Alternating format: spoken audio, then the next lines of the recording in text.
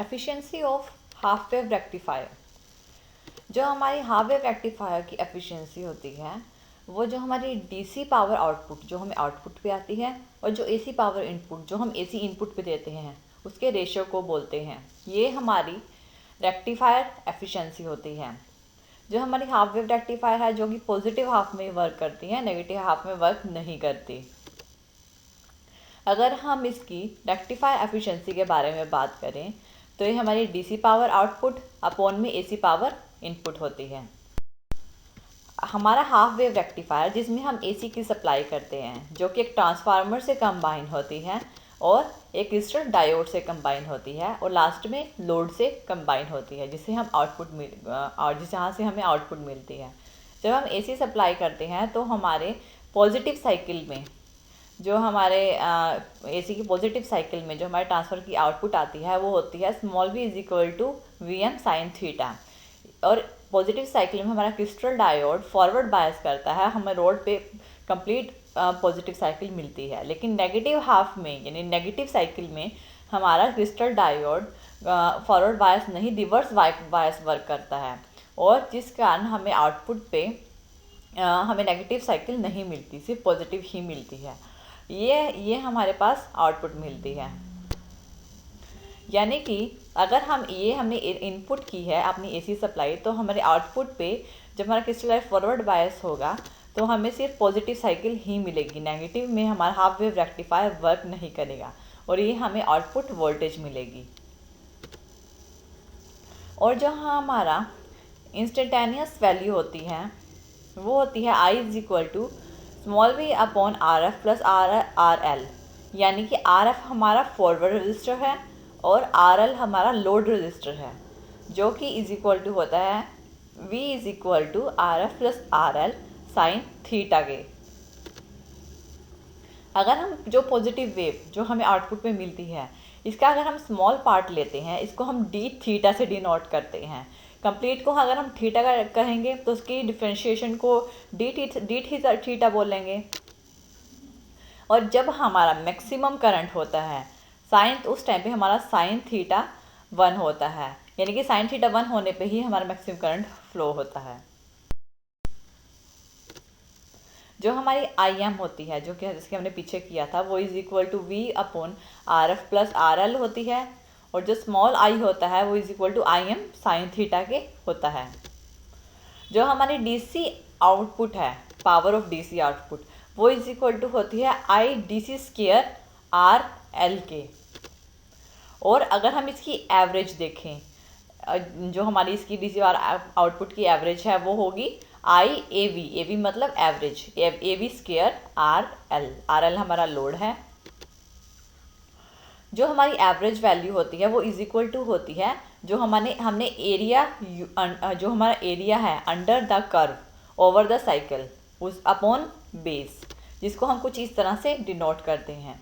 Integration जो 0 से पाई तक है आई डी थीटा, यानी कि जो हमने पॉजिटिव साइकिल का स्मॉलेस्ट पार्ट लिया था वो आई डी थीटा अपॉन 2 पाई, ये हमारी एवरेज वैल्यू होती है, यानी कि जिसको हम आई ए वी से डिनोट करते हैं। यानी अगर हम अपना 1/2 पाई कॉमन ले लेते हैं, बाहर ले लेते हैं और हमारे पास रह जाता है 1/2 pi integration 0 to pi I M sine theta D theta. यानी जो स्मॉल आई है जैसे कि हमने ऊपर किया था स्मॉल आई होता है हमारा आई एम साइन थीटा के, तो उसकी वैल्यू हम इसमें पुट कर देंगे, यानी कि आई M sine theta D theta. अब आई एम हमने इसमें कॉमन ले लिया है तो I M upon 2 pi integration of 0 to pi sine theta D theta. अब इसमें हमने इसका इंटीग्रेशन खोला तो हमारे पास साइन थीटा की value minus cot theta 0 to pi. अब हमने कॉस 0 और कॉस पाई की वैल्यू पुट की तो हमारे पास आया I M upon 2 pi bracket में -1 ब्रैकेट क्लोज, जो हमें मिला है is equal to 2 I M upon 2 pi. अब 2 से 2 कैंसिल हो जाएगा तो हमारे पास लेफ्ट बचेगा आई एम अपॉन पाई। ये जो हमारी पावर है डीसी आउटपुट की वो है P D C upon I D C square R L. यानी कि इज इक्वल टू, इसकी वैल्यू हम पुट करेंगे IM/π², जो हमारी IDC की वैल्यू है, उस जो हमारी IDC की वैल्यू ऊपर आई है उसको हम IDC² में पुट कर देंगे, जो है IM/π² इंटू RL।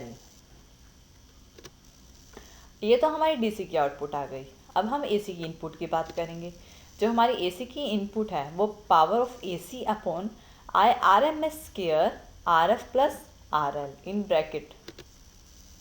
जो हमारी इसकी RMS वैल्यू होती है वो होती है root of area under the square rectified wave over a cycle upon base, जिसको हम लेते हैं IRMS is equal to root of integration of 0 to π r² d theta upon 2π। अब हम सेम ऐसे ही 1/2π कॉमन ले लेंगे, तो हमारे पास बचा रूट में 1/2π 0 to π I² m sin² theta d theta. इसमें अब हम I² m को कॉमन ले लिया है, तो हमारे पास बचा है जो हमने sin² थीटा का फॉर्मूला लगाया 1 - cos 2 theta upon 2 d theta.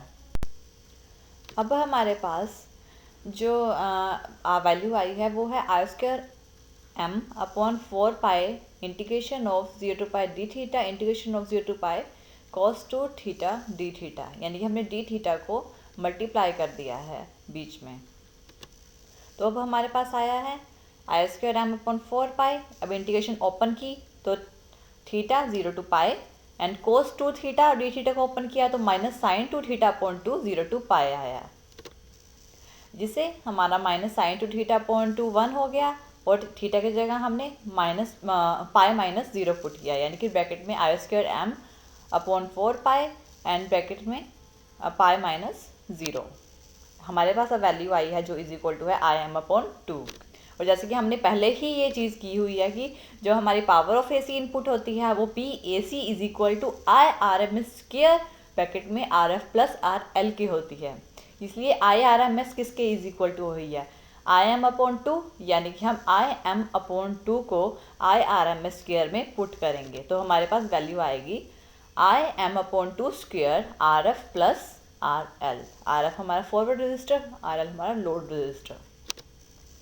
यानी कि हमने क्या डिफाइन करना था, रेक्टिफायर एफिशिएंसी जो हमारी है is equal to power of DC upon power of AC, हमने यही डिनोट करना था।